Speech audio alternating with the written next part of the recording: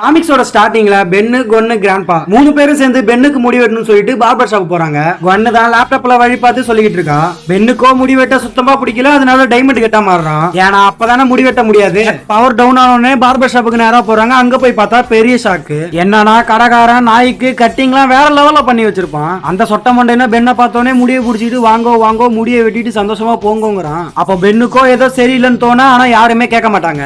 அப்ப அந்த சொட்டக்கிழவனா அந்நியனா மாறி முடியோட சேர்த்து தலை வலிக்காம வெட்டிறேன்னு சொல்லிட்டு கை ஃபுல்லா கத்தியோட வந்து நிக்கிறான். எல்லாரும் தப்பிக்கலான்னு பார்த்தா கையை கட்டி போட்டுறான். உடனே கிராண்ட்பாவோ கையில கால் இருக்குன்னு சொல்லிட்டு வாயில ஒரு கூட பல்லுகள் எல்லாம் பக்கத்து ஊர்ல போய் விழுந்துரும். அப்போ கென்னோட மண்டையில கத்தி பட்டு வாங்கிடுவா.